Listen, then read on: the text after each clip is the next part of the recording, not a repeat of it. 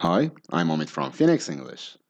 Today we will learn the difference between two very commonly confused words, and they are good and well.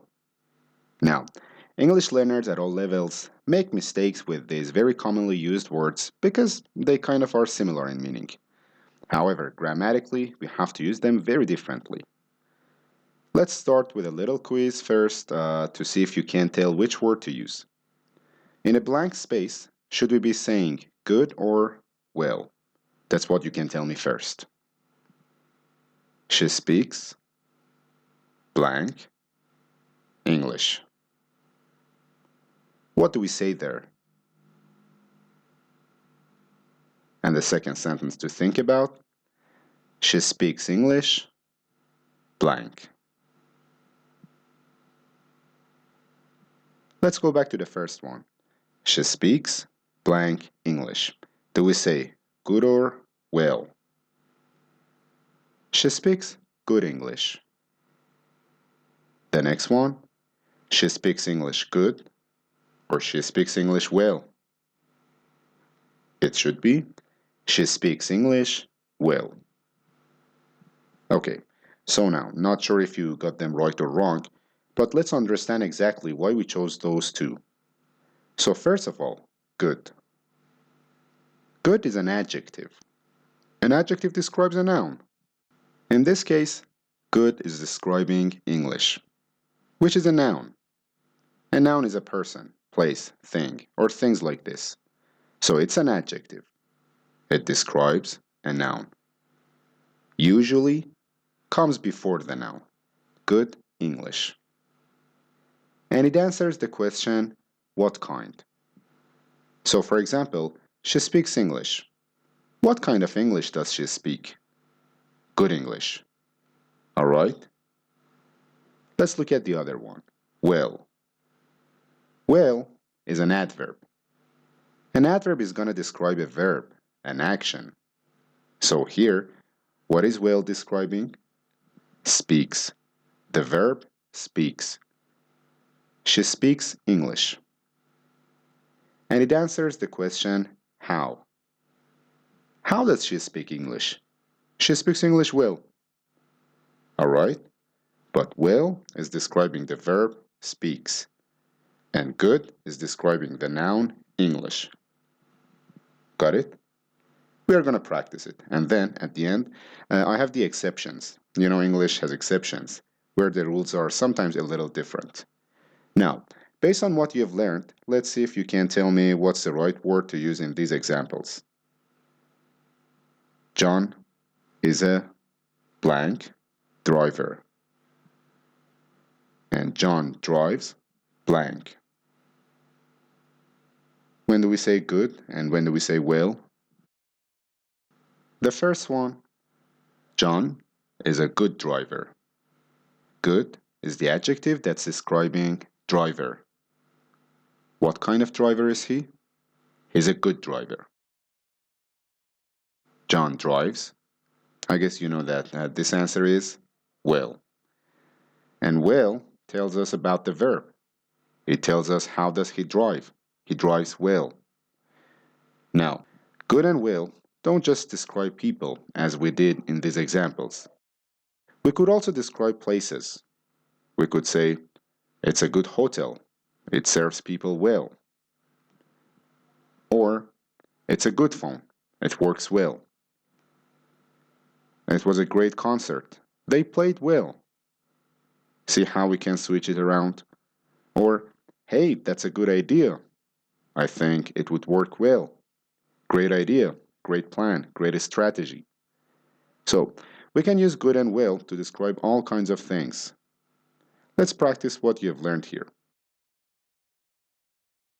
Let's choose between good and well. Number 1. She's a blank writer. What do we say? She is a good writer. Number 2. She writes blank. She writes well. She's a good writer. She writes well. Okay? Number 3. He's a blank singer. He's a good singer. He sings blank. He sings well. I want you to get used to it first, okay? Just to get used to the patterns that exist. But later, we're gonna mix things up a little bit. Number 5. They are blank managers. They are good managers. Number 6. They manage well. Number 7. He coaches good or well. He coaches well. He is a good coach. He coaches well. All right. And number 8.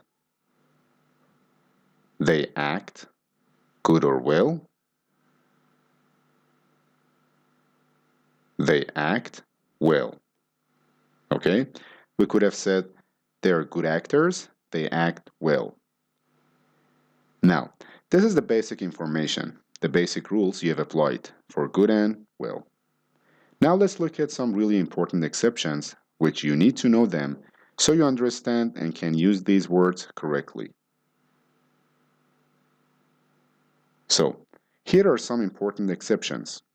Number 1, when we use linking verbs, we need to use the word good. Let me give you some examples of linking verbs. For example, look, smell, taste, feel. With these words, these verbs, we need to use good. For example, everything looks good. You walk into someone's house, you say, something smells good. Maybe there's a cake in the oven, maybe something else. Okay? Or the food tastes good. The pizza tastes good. Or the sunshine feels good. Or the jacuzzi feels good. Alright? So when you have these kind of verbs, we use good, even though they are verbs. And that's why this part is about the exceptions. The second very common verb we have is the verb to be. With the verb to be, also, we very often use good to describe something. For example, the movie was good. The book was good. How was the meeting? Oh, it was good. How was the weather when you were on holiday? It was good.